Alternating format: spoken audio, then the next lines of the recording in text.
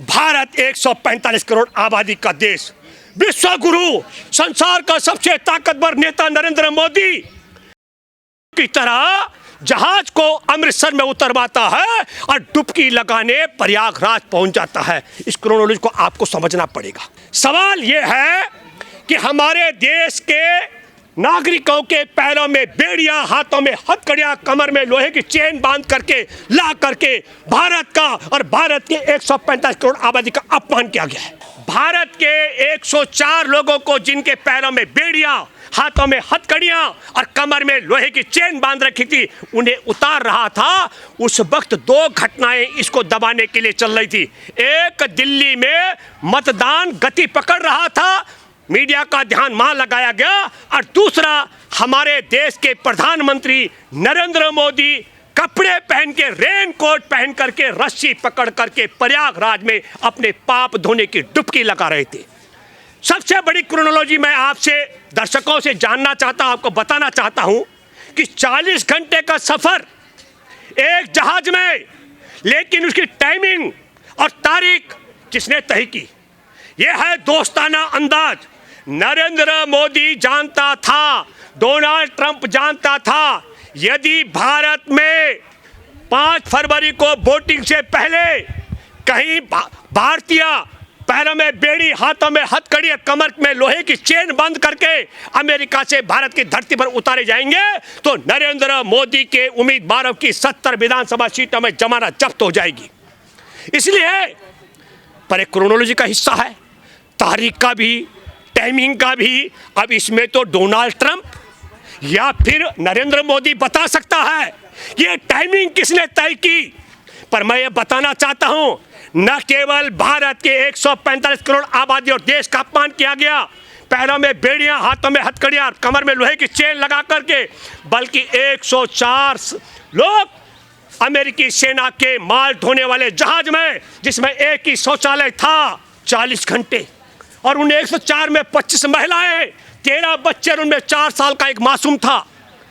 और मैं आपको बताना चाहता हूं दोस्तों, इस क्रोनोलॉजी में एक और क्रोनोलॉजी, भारत के 19 राज्यों में सरकार है भाजपा और भाजपा गठबंधन की, लेकिन पंजाब में, अमृतसर में वहां उतारा गया अमेरिकी जहाज को जहां आम आदमी पार्टी की सरकार है। यह भी क्रोनोलॉजी का हिस्सा है।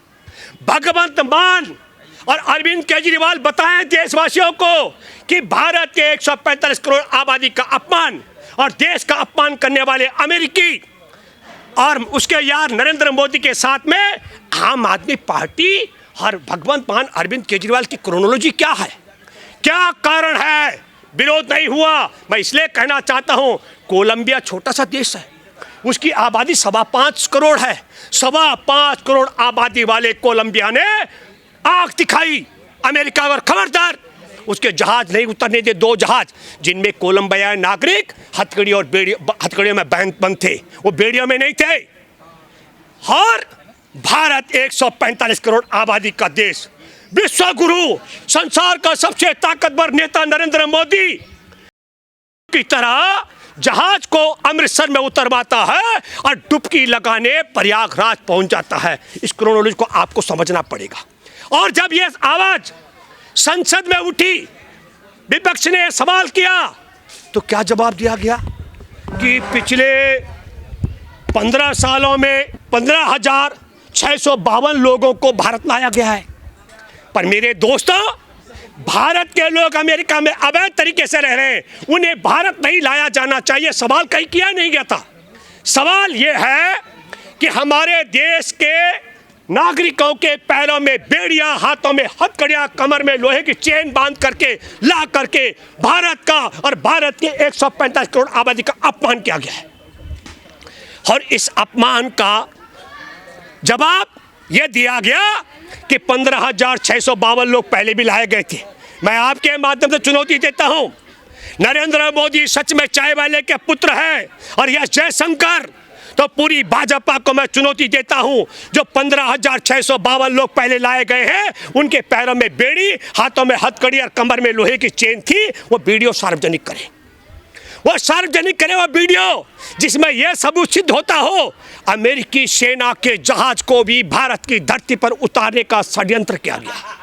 इसलिए दोस्तों, मैं आपके माध्यम से एक बात कहना चाहता हूं। अभी तो मीडिया ये कह रहा है भारत सरकार को 18,000 लोगों की सूची सौंपी गई है। मीडिया के मुताबिक 7.25 लाख लोग भारत के अवैध अमेरिका में हैं। और मेरी दोस्त के माध्यम से जो मीडिया में जुड़ी हुई है, अभी रिपब्लिकन पार्टी में है, मैंने जब उनसे जानकारी मांगी तो 25 लाख लोग भारत के अमेरिका में ऐसे हैं, शिद्दत के साथ उनके कागजातों की जांच होगी तो उनको अमेरिका से निकाला जाएगा। और तब ऐसी स्थिति में हम सब की जिम्मेदारी बढ़ जाती है। मैं आप सब दर्शकों से अपील करता हूं, जहां जहां आपके सामने भाजपाई नेता, विधायक, सांसद आते हैं, उन्हें घेराव करो, उन्हें बोलो खबरदार, भारत को भी वही रुख अख्तियार करना चाहिए जो कोलंबिया ने किया है, जो कोलंबिया के राष्ट्रपति ने किया। हमारे देश का प्रधानमंत्री वही रुख अख्तियार करे। भारतीयों के पैरों में बेड़ियां, हाथों में हथकड़ियां और कमर में लोहे की जंजीर बांध करके भारत बेचने का गुस्ताखी डोनाल्ड ट्रंप ना करे। नरेंद्र मोदी दोस्त हैं डोनाल्ड ट्रंप के, वो कहे दोस्ती का वास्ता। मैं एक बात और कहना चाहता हूं, अंतर्राष्ट्रीय स्तर पर मानवाधिकार भी है, संयुक्त राष्ट्र संघ के द्वारा बाल अधिकार भी है, महिलाओं के अधिकार भी हैं, हमारे देश में भी मानवाधिकार है। इन सब की अनदेखी की गई। नरेंद्र मोदी से दोस्ती याराना की अनदेखी की गई। दुनिया के सबसे ताकतवर देश ने दुनिया के सबसे बड़े लोकतंत्र 145 करोड़ आबादी का अनदेखी करके ये अपमान किया है। नरेंद्र मोदी का दायित्व बनता है वो डोनाल्ड ट्रंप से कहे कि वो भारत के 145 करोड़ आबादी का अपमान करने के लिए माफी मांगे। अन्यथा मैं यह मानता हूं, मेरे को इतनी बड़ी पीड़ा लग रही है कि थूकता है भारत ऐसी दोस्ती पर, और थूकता है भारत दुनिया के ऐसे ताकतवर अमेरिकी देश पर, और थूकता है भारत ऐसी कायरता पर कि कोलंबिया जो है आंख दिखाता हो और 145 करोड़ की आबादी का नेता कपड़े पहन करके अपने पाप धोने के लिए, डुबकी लगाने के लिए, मीडिया का ध्यान बदलने के लिए प्रयागराज चला जाता हो। और इसलिए मैं ये भी कहना चाहता हूँ, अरविंद केजरीवाल और भगवंत मान का भी दायित्व बनता है।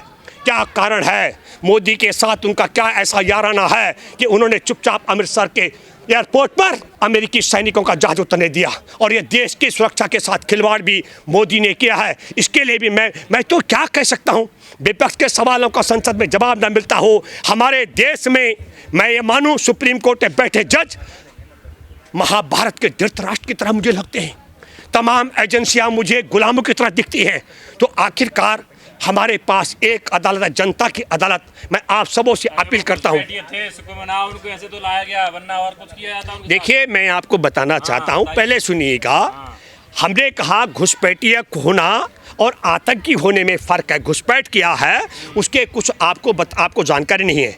मानवाधिकार कानून है संयुक्त राष्ट्र संघ का, उसके मुताबिक आप किसी के साथ ये बर्बरता नहीं कर सकते हैं। 15,652 लोग पहले भी घुसपैठियों को लाया गया है। हमने आपके माध्यम से, या तो आप श्रोता अच्छे नहीं हैं, हमने चुनौती दी है। यदि पहले पैरों में बेड़ियां, हाथों में हथकड़ी और कमर में लोहे की चेन बांध करके लाया गया है तो मैं भी कहूँगा कि हाँ भाई, नरेंद्र मोदी निर्दोष है। लेकिन मैं आपके माध्यम से कहना चाहता हूँ, भले ही भारतीयों के कमर में लोहे की जंजीर, पैरों में बेड़ियां, हाथों में हथकड़ी पहन कर लाया गया, लेकिन इसमें मिली भगत नरेंद्र मोदी की थी।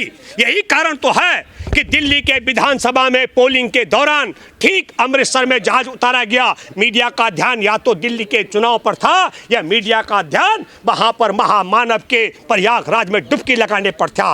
ये मीडिया से भी छिपाया गया है। और इसलिए मैं कहना, जो आपका सवाल है, इसमें महत्वपूर्ण बात यही है कि पहले भी लाया गया है, अब की बार भारत और भारत के 145 करोड़ की आबादी का अपमान किया गया है।